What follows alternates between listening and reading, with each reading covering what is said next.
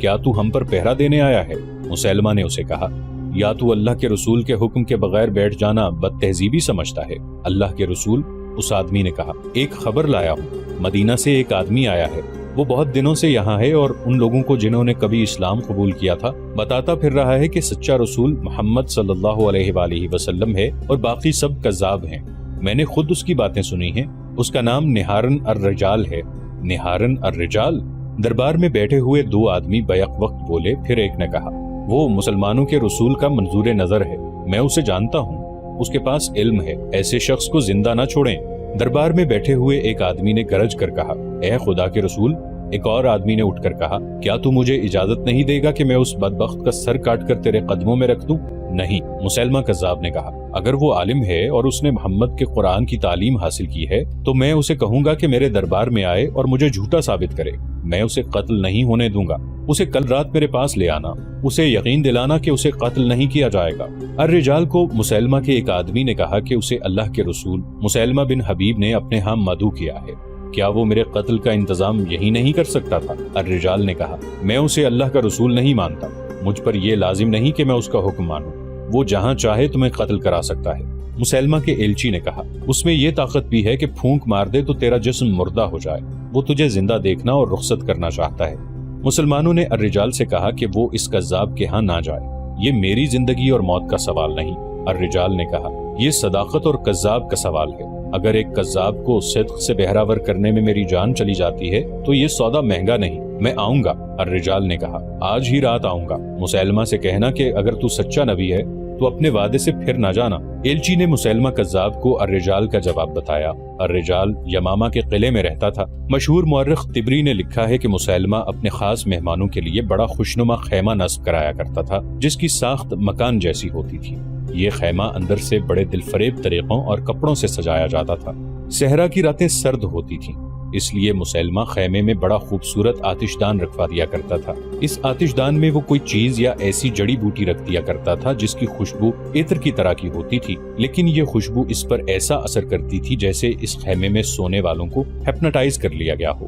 مسیلمہ کا شکار بے ہوش یا بے خبر نہیں ہوتا تھا، بلکہ وہ مسیلمہ کے اشاروں پر ناچنے لگتا تھا، خود مسیلمہ پر اس کا اثر نہیں ہوتا تھا۔ مسیلمہ کذاب کو جب یہ اطلاع ملی کہ الرجال آ رہا ہے تو اس نے اپنا مخصوص خیمہ نصب کرایا اور اس میں وہ تمام انتظامات کرا دیے جو وہ کرایا کرتا تھا۔ اس نے رات کے لیے آتش دان بھی رکھوا دیا۔ الرجال آیا تو مسیلمہ نے باہر آ کر اس کا استقبال کیا۔ تم ایک رسول کے بھیجے ہوئے آدمی ہو، مسیلمہ نے کہا، اور میں بھی رسول ہوں، اس لیے تمہارا احترام میرا فرض ہے۔ میں صرف اسے رسول مانتا ہوں جس نے مجھے یہاں بھیجا ہے، الرجال نے کہا، اور میں تمہیں یہ کہتے ہوئے نہیں ڈروں گا کہ تم کذاب ہو۔ مسیلمہ مسکرایا اور الرجال کو خیمے میں لے گیا۔ تاریخ میں اس سوال کا جواب نہیں ملتا کہ خیمے میں مسیلمہ اور الرجال کے درمیان کیا باتیں ہوئیں، کیسی سودے بازی یا کیسا شعبدہ یا کیسا جادو تھا کہ اگلی صبح جب الرجال خیمے سے نکلا تو اس کے منہ سے پہلی بات یہ نکلی کہ اس میں کوئی شبہ نہیں کہ مسیلمہ اللہ کا سچا رسول ہے اور اس پر وحی نازل ہوتی ہے۔ اس نے یہ بھی کہا کہ میں نے محمد کو یہ بھی کہتے ہوئے سنا ہے کہ مسیلمہ سچا نبی ہے۔ الرجال کی حیثیت صحابی کی تھی، اس لیے مسلمانوں نے اس پر اعتماد کیا۔ الرجال بنو حنیفہ سے تعلق رکھتا تھا۔ الرجال کا اعلان سن کر بنو حنیفہ کے لوگ جوق در جوق مسیلمہ کو اللہ کا رسول مان کر اس کی بیعت کو آ گئے۔ مورخ لکھتے ہیں کہ مسیلمہ نے یہ سوچ کر الرجال کو قتل نہیں کرایا تھا کہ وہ عالم ہے اور صحابی کا درجہ رکھتا ہے، اگر اسے ہاتھ میں لے لیا جائے تو بیعت کرنے والوں کی تعداد میں اضافہ ہو جائے گا۔ چنانچہ اس شخص کو ہاتھ میں لینے کے لیے آتش دان کا اور اپنی زبان کا جادو چلایا اور الرجال کو اپنا دست راست بنا لیا۔ الرجال نے مسیلمہ کی جھوٹی نبوت میں روح پھونک دی۔ اکثر ماں باپ اپنے نوزائیدہ بچوں کو رسول کریم صلی اللہ علیہ وآلہ وسلم کے پاس لاتے اور آپ صلی اللہ علیہ وآلہ وسلم بچے کے سر پر ہاتھ پھیرا کرتے تھے۔ الرجال نے مسیلمہ کذاب کو مشورہ دیا کہ وہ بھی نوزائیدہ بچوں کے سروں پر ہاتھ پھیرا کرے۔ مسیلمہ کو یہ بات اچھی لگی، اس نے کئی نوزائیدہ بچوں اور بچیوں کے سروں پر ہاتھ پھیرا۔ مورخوں نے لکھا ہے کہ یہ بچے جب سن بلوغت میں داخل ہوئے تو ان کے سروں کے بال اس طرح جھڑ گئے کہ کسی مرد یا عورت کے سر پر ایک بھی بال نہ رہا۔ اس وقت تک مسیلمہ کو مرے ہوئے زمانہ گزر گیا تھا۔ اس دوران ایک عورت نے بھی نبوت کا دعویٰ کیا، اس کا نام سجاع تھا، وہ الحارث کی بیٹی تھی، اسے ام صادرہ بھی کہا جاتا تھا۔ اس کی ماں عراق کے ایک قبیلے سے تھی اور باپ بنو یربوع سے تعلق رکھتا تھا۔ الحارث اپنے قبیلے کا سردار تھا۔ سجاع بچپن سے خود سر اور آزاد خیال تھی، وہ چونکہ سرداروں کے خاندان میں جنی پلی تھی، اس لیے دوسروں پر حکم چلانا اس کی سرشت میں شامل تھا۔ وہ غیر معمولی طور پر ذہین اور عقل مند تھی۔ ایک دو مورخوں نے لکھا ہے کہ یہ غیب دان بھی تھی اور وہ آنے والے وقت کو قبل از وقت جان لیتی تھی۔ اس کے متعلق اختلاف رائے بھی پایا جاتا ہے، لیکن یہ بات سب نے متفقہ طور پر کہی ہے کہ سجا قدرتی طور پر شاعرہ تھی، ہر بات منظوم کیا کرتی۔ اس کی زبان میں چاشنی تھی۔ اس کی ماں کا قبیلہ عیسائی تھا، اس لیے سجا نے بھی عیسائیت کو ہی پسند کیا۔ سجا کے کانوں میں یہ خبریں پڑیں کہ طلحہ اور مسیلمہ نے بھی نبوت کا دعویٰ کیا ہے اور لوگ ان کی بیعت کر رہے ہیں، تو اس نے بھی نبوت کا دعویٰ کر دیا۔ وہ جوان ہو چکی تھی۔ خدا نے اسے دیگر اوصاف کے علاوہ حسن بھی دیا تھا۔ اس کے سراپا اور چہرے پر ایسا تاثر تھا کہ لوگ اس سے مسحور ہو کر اسے نبی مان لیتے تھے۔ بہت سے لوگ اس کی شاعری سے متاثر ہوئے۔ وہ صرف نبی بن کے کہیں بیٹھنا نہیں چاہتی تھی۔ اس نے اپنے پیروکاروں کی ایک فوج تیار کر لی اور بنی تمیم کے ہاں جا پہنچی۔ ان قبائل کے جو سردار تھے وہ رسول اکرم صلی اللہ علیہ وآلہ وسلم کے مقرر کیے ہوئے تھے۔ یہ تھے زبرقان بن بدر، قیس بن عاصم، وقی بن مالک اور مالک بن نویرہ۔ سجا نے مالک بن نویرہ کو اپنے پاس بلایا اور اسے کہا کہ وہ مدینہ کو تہہ تیغ کرنے آئی ہے اور بنی تمیم اس کا ساتھ دیں۔ مالک بن نویرہ نے اسے بتایا کہ کئی قبیلے اسے پسند نہیں کرتے، پہلے انہیں زیر کرنا ضروری ہے۔ سجا زیر کرنے کا مطلب کچھ اور سمجھتی تھی۔ اس کے پاس اچھا خاصا لشکر تھا۔ مالک نے اس میں اپنی فوج شامل کر دی اور قبیلوں کی بستیوں پر حملہ آور ہوئے۔ قبیلے ان کے آگے ہتھیار ڈالتے چلے گئے، لیکن سجا نے انہیں یہ کہنے کے بجائے کہ اسے نبی مانے، ان کے گھر لوٹ لیے اور ان کے مویشی چھین لیے۔ اس مال غنیمت سے اس کا لشکر بہت خوش ہوا۔ اس کی لوٹ مار کی شہرت دور دور تک پھیل گئی۔ سجا ایک مقام نباج پر پہنچی اور اس علاقے کی بستیوں میں لوٹ مار شروع کر دی، لیکن یہ قبیلے متحد ہو گئے اور سجا کو شکست ہوئی۔ وہ ایک اور حملہ کرنا چاہتی تھی، لیکن اسے ایک مجبوری کا سامنا تھا۔ اس کے لشکر کے کئی سرداروں کو نباج کے قبیلوں نے پکڑ کر قید میں ڈال دیا تھا۔ سجا نے اپنا ایک ایلچی ان قیدیوں کی رہائی کے لیے بھیجا۔ پہلے اس علاقے سے کوچ کرو، قبیلوں کے سرداروں نے ایلچی سے کہا، تمہیں تمہارے قیدی مل جائیں گے۔ سجا نے یہ شرط قبول کر لی اور اپنے سرداروں کو آزاد کرا کے اس علاقے سے نکل گئی۔ اس کے سرداروں نے اس سے پوچھا کہ اب کدھر کا ارادہ ہے؟ یمامہ، سجا نے کہا۔ وہاں مسیلمہ بن حبیب کوئی شخص ہے جس نے نبوت کا دعویٰ کر رکھا ہے، اسے تلوار کی نوک پر رکھنا ضروری ہے، لیکن یمامہ کے لوگ جنگ و جدل میں بہت سخت ہیں، ایک سردار نے اسے کہا، اور مسیلمہ بڑا طاقتور ہے۔ سجا نے کچھ اشعار پڑھے جن میں اس نے اپنے لشکر سے کہا تھا کہ ہماری منزل یمامہ ہے۔ مسیلمہ کذاب نے اپنے جاسوسوں کو دور دور تک پھیلایا ہوا تھا۔ اسے یہ اطلاع دی گئی کہ ایک لشکر یمامہ کی طرف بڑھا آ رہا ہے۔ مسیلمہ نے یہ معلوم کرا لیا کہ یہ سجا کا لشکر ہے۔ اس نے الرجال کو بلایا، کیا تم نے سنا کہ سجا کا لشکر آ رہا ہے الرجال؟ مسیلمہ نے کہا، لیکن میں ان سے لڑنا نہیں چاہتا۔ تم جانتے ہو کہ اس علاقے میں مسلمانوں کی فوج موجود ہے جس کا سالار اکرمہ ہے۔ کیا ہمارے لیے یہ بہتر نہیں ہوگا کہ سجا اور اکرمہ کی لڑائی ہو جائے، اور جب دونوں لشکر آپس میں الجھے ہوئے ہوں اس وقت ہم اس پر حملہ کر دیں؟ اگر ان کی ٹکر نہ ہوئی تو تم کیا کرو گے؟ الرجال نے کہا، پھر میں سجا کے ساتھ دوستی کا معاہدہ کروں گا۔ مسیلمہ نے کہا۔ صورت وہی پیدا ہو گئی۔ سجا اور اکرمہ رضی اللہ عنہ کی فوجیں ایک دوسرے سے بے خبر رہیں اور سجا یمامہ کے بالکل قریب آ گئی۔ مسیلمہ نے اپنا ایک ایلچی سجا کے پاس اس پیغام کے ساتھ بھیجا کہ سجا اس سے ملنے اس کے پاس آئے تاکہ دوستی کا معاہدہ کیا جا سکے۔ سجا نے جواب بھیجا کہ وہ آ رہی ہے، لیکن مسیلمہ کو قبل از وقت اطلاع مل گئی کہ سجا اپنے لشکر کو ساتھ لا رہی ہے۔ اس نے سجا کو پیغام بھیجا کہ لشکر کو ساتھ لانے سے میں یہ سمجھوں گا کہ تم دوستی کی نیت سے نہیں آ رہی، زیادہ سے زیادہ یہ کر سکتی ہو کہ اپنے چند ایک محافظوں کو ساتھ لے آؤ۔ یا رسول، مسیلمہ کے ایک درباری نے اسے کہا، سنا ہے کہ سجا کا لشکر اتنا بڑا ہے کہ یمامہ کی وہ اینٹ سے اینٹ بجا دے گا، اور یہ بھی سنا ہے، ایک اور نے کہا، وہ قتل و غارت کر کے اور لوٹ مار کر کے چلی جاتی ہے، اس سے وہی محفوظ رہتا ہے جو اس کی نبوت کو تسلیم کر لیتا ہے۔ کیا تم مجھے ڈرا رہے ہو؟ مسیلمہ نے پوچھا، کیا تم یہ مشورہ دینا چاہتے ہو کہ میں اپنی نبوت سے دستبردار ہو کر اس کی نبوت کو تسلیم کر لوں؟ نہیں اللہ کے رسول، اسے جواب ملا، ہمارا مطلب احتیاط سے ہے، وہ کوئی اپنا ہاتھ نہ دکھا جائے۔ مسیلمہ نے قہقہہ لگایا اور کہا، تم شاید میری صورت دیکھ کر مشورہ دے رہے ہو، کیا تم مجھے کوئی ایسی عورت دکھا سکتے ہو جو میرے پاس آئی ہو اور میری گرویدہ نہ ہو گئی ہو؟ سجا کو آنے دو، وہ آئے گی جائے گی نہیں، اور وہ زندہ بھی رہے گی۔ وہ آ گئی اور لشکر کے بغیر آئی۔ یمامہ کے لوگوں نے اسے دیکھا اور آوازیں سنائی دیں۔ اتنی خوبصورت اور طرح عورت پہلے کبھی نہیں دیکھی تھی۔ اگر نبوت حسن پر ملتی ہے تو اس عورت کو نبوت مل سکتی ہے۔ اس کے ساتھ 40 محافظ تھے جو اعلیٰ نسل کے گھوڑوں پر سوار تھے۔ ایک سے ایک خوبصورت جوان تھا، کمر سے تلواریں لٹک رہی تھیں اور ان کے ہاتھوں میں برچھیاں تھیں۔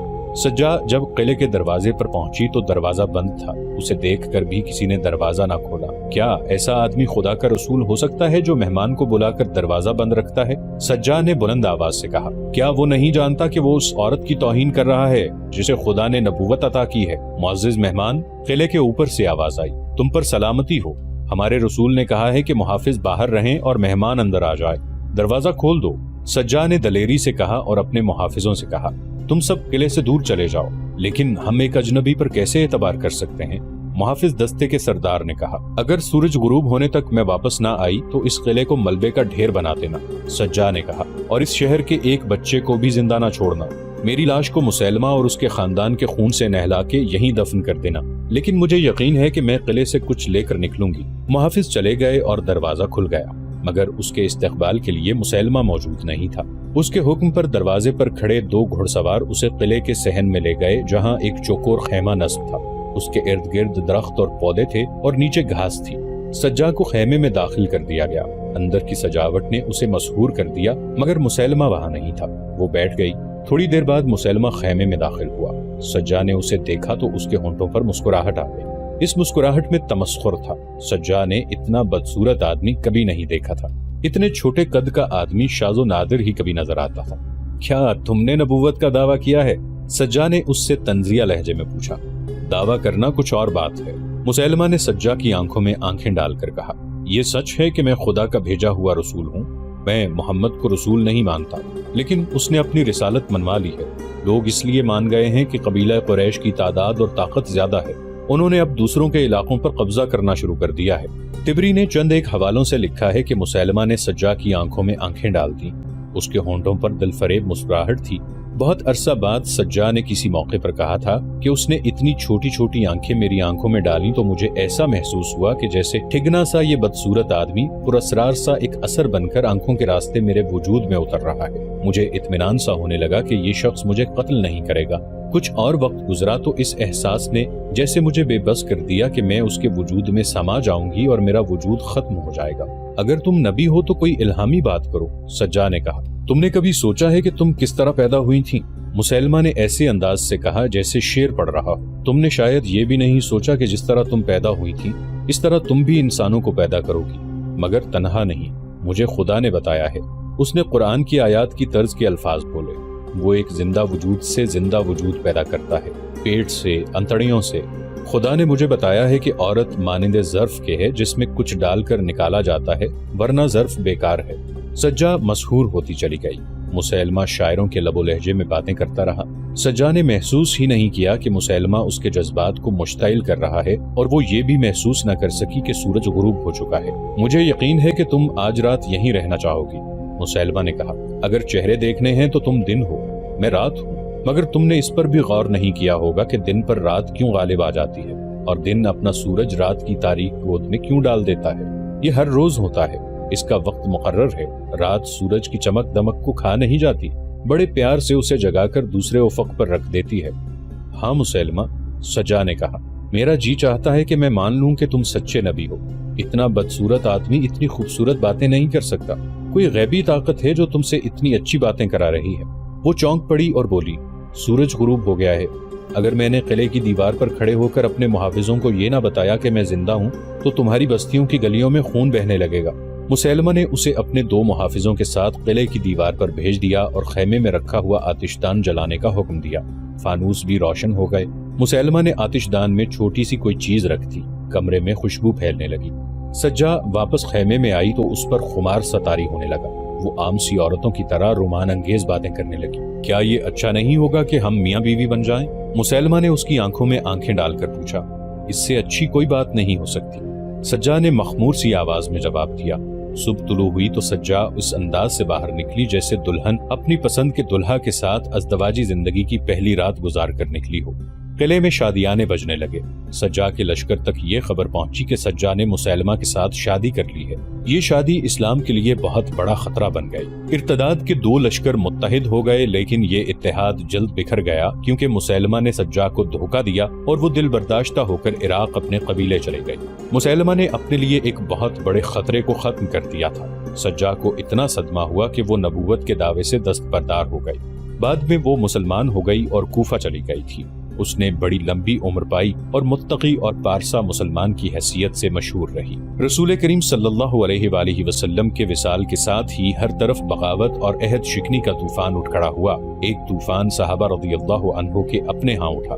یہ خلیفہ اول کے انتخاب کا مسئلہ تھا۔ انصار اور مہاجرین کے درمیان کھچاؤ سا بھی پیدا ہو گیا۔ ابو بکر رضی اللہ عنہ نے آخر یہ فیصلہ عمر رضی اللہ عنہ اور ابو عبیدہ رضی اللہ عنہ پر چھوڑا اور کہا کہ یہ دونوں جسے پسند کریں اسے سب خلیفہ مان لیں۔ آپ مہاجرین میں سب سے افضل ہیں۔ عمر رضی اللہ عنہ نے فیصلہ ابو بکر رضی اللہ عنہ کے حق میں دیا اور ان سے کہا، غار میں آپ رسول اللہ صلی اللہ علیہ وآلہ وسلم کے رفیق اور نماز پڑھانے میں ان کے قائم مقام رہے ہیں۔ دین کے احکام میں نماز سب سے افضل ہے۔ ہمیں ایسا کوئی شخص نظر نہیں آتا جو آپ سے برتر ہو۔ بلا شک آپ خلافت کے حقدار ہیں۔ سب سے پہلے عمر رضی اللہ عنہ نے آگے بڑھ کر ابو بکر رضی اللہ عنہ کے ہاتھ پر بیعت کی۔ اس کے بعد ابو عبیدہ رضی اللہ عنہ اور بشیر رضی اللہ عنہ بن سعد نے بیعت کی۔ جب اعلان عام ہوا کہ ابو بکر رضی اللہ عنہ خلیفہ رسول صلی اللہ علیہ وآلہ وسلم ہوں گے تو لوگ بیعت کے لیے دوڑے آئے۔ مسجد نبوی صلی اللہ علیہ وآلہ وسلم میں بیعت عام ہوئی۔ ابو بکر رضی اللہ عنہ نے پہلا خطبہ خلافت دیا۔ لوگو، خدا کی قسم میں نے خلافت کی خواہش کبھی نہیں کی تھی، نہ کبھی دل میں نہ کبھی ظاہری طور پر اس کے لیے اللہ سے دعا کی تھی، لیکن اس ڈر سے یہ بوجھ اپنے ناتواں کندھوں پر اٹھا لیا کہ اختلاف جھگڑے کی صورت اختیار نہ کر جائے، ورنہ خلافت اور امارت میں مجھے کوئی راحت نظر نہیں آتی۔ ایک بوجھ مجھ پر ڈال دیا گیا ہے جسے اٹھانے کی طاقت مجھ میں کم ہے۔ اللہ کی مدد کے بغیر میں اس بوجھ کو اٹھا نہیں سکوں گا۔ مجھے تم نے اپنا امیر بنایا ہے، میں تم سے بہتر اور برتر تو نہ تھا۔ اگر میں کوئی اچھا کام کروں تو میری مدد کرو، کوئی غلطی کر گزروں تو مجھے روک دو۔ تم میں سے جو کمزور ہے میں اسے طاقتور سمجھتا ہوں، میں اسے اس کا حق دلاؤں گا۔ تم میں سے جو طاقتور ہے اسے میں کمزور سمجھوں گا اور اسے اس کے حق سے محروم کر دوں گا جس کا وہ حقدار نہیں۔ میں جب تک اللہ اور اس کے رسول صلی اللہ علیہ وآلہ وسلم کی اطاعت کروں تم میری اطاعت کرو، اگر میں انحراف کروں تو میری اطاعت چھوڑ دینا۔ خلیفہ اول ابو بکر رضی اللہ عنہ نے سب سے پہلا حکم یہ دیا کہ اسامہ رضی اللہ عنہ کا لشکر رومیوں کے خلاف جائے گا۔ انہوں نے سب کو چونکا دیا۔ یہ موقع کسی اور جنگی مہم کے لیے موزوں نہ تھا۔ رومیوں پر حملہ بہت بڑی جنگ تھی جس میں مسلمانوں کی پوری جنگی طاقت کی ضرورت تھی، لیکن دوسری طرف یہ صورت پیدا ہو گئی تھی کہ بیشتر قبیلوں نے نہ صرف بغاوت کر دی تھی بلکہ بعض نے مدینہ پر حملے کے لیے متحد ہونا شروع کر دیا تھا۔ یہودی اور نصرانی خاص طور پر مدینہ کے خلاف سرگرم ہو گئے۔ اس کے علاوہ جھوٹے پیغمبروں نے الگ محاذ بنا لیے تھے۔ طلحہ اور خصوصاً مسیلمہ تو جنگی طاقت بن گئے تھے۔ اسلام بہت بڑے خطرے میں آ گیا تھا۔ ابو بکر رضی اللہ عنہ کے حکم کا پس منظر یہ تھا کہ تبوک اور موتا کے مارکوں کے بعد رسول اکرم صلی اللہ علیہ وآلہ وسلم نے یہ ضروری سمجھا تھا کہ رومیوں پر حملہ کر کے ان کا دمخم توڑا جائے۔ تبوک اور موتا کے مارکوں میں تو یہ کامیابی حاصل کی گئی تھی کہ ان قبیلوں کو مطیع کر لیا گیا تھا جن کا خطرہ تھا کہ وہ رومیوں کے ساتھ اتحاد کر لیں گے۔ ان رومیوں کو ختم کرنا ضروری تھا۔ یہ فیصلہ ملک گیری کی خاطر نہیں بلکہ نظریاتی دفاع کے لیے کیا گیا تھا۔ یہودی اور نصرانی اسلام کے خلاف رومیوں کے کیمپ میں چلے گئے تھے۔ رسول اللہ صلی اللہ علیہ وآلہ وسلم نے رومیوں پر حملے کے لیے ایک لشکر تیار کیا تھا جس میں مہاجرین اور انصار کے سرکردہ افراد بھی شامل تھے۔ اس لشکر کے سپہ سالار زید رضی اللہ عنہ بن حارثہ کے بیٹے اسامہ رضی اللہ عنہ تھے۔ ان کی عمر بمشکل 20 سال تھی۔ مورخوں نے لکھا ہے کہ اسامہ رضی اللہ عنہ کو رسول اللہ صلی اللہ علیہ وآلہ وسلم نے اس لیے سپہ سالار مقرر کیا تھا کہ نوجوانوں میں قیادت کا شوق پیدا ہو اور وہ اپنے آپ میں اسامہ رضی اللہ عنہ جیسی صلاحیتیں پیدا کرنے کی کوشش کریں۔ اسامہ رضی اللہ عنہ کو رسول کریم صلی اللہ علیہ وآلہ وسلم ویسے بھی بہت چاہتے تھے۔ اسامہ رضی اللہ عنہ کے والد زید رضی اللہ عنہ بن حارثہ جنگ موتا میں شہید ہو گئے تھے۔ اسامہ رضی اللہ عنہ میں لڑکپن ہی سے عسکری صلاحیتیں اور شجاعت پیدا ہو گئی تھی۔ جنگ احد کے وقت اسامہ رضی اللہ عنہ بچے تھے، اس لیے اس جنگ میں شریک نہ ہو سکے، لیکن اسلامی لشکر مدینہ سے روانہ ہوا تو اسامہ رضی اللہ عنہ رستے میں کہیں چھپ کر بیٹھ گئے۔ جب لشکر ان کے قریب سے گزرا تو وہ لشکر میں شامل ہو گئے۔ ان کی مراد پھر بھی پوری نہ ہوئی۔ انہیں میدان جنگ میں دیکھ لیا گیا اور واپس بھیج دیا گیا۔ البتہ جنگ حنین میں انہوں نے سب کو دکھا دیا کہ شجاعت کیا ہوتی ہے۔ جب رسول مقبول صلی اللہ علیہ وآلہ وسلم نے اسامہ رضی اللہ عنہ کو رومیوں پر حملہ کرنے والے لشکر کی سپہ سالاری سونپی تھی تو بعض لوگوں نے اعتراض کیا تھا کہ جس لشکر میں ابو بکر رضی اللہ عنہ اور عمر رضی اللہ عنہ جیسے اعلیٰ حیثیت اور تجربے کے بزرگ شامل ہیں، اس لشکر کی سپہ سالاری کل کے بچے کو دینا مناسب نہیں۔ یہ اعتراض رسول اللہ صلی اللہ علیہ وآلہ وسلم تک اس وقت پہنچا جب آپ صلی اللہ علیہ وآلہ وسلم زندگی کے آخری بخار میں مبتلا تھے۔ آپ صلی اللہ علیہ وآلہ وسلم میں بولنے کی بھی سکت نہیں تھی۔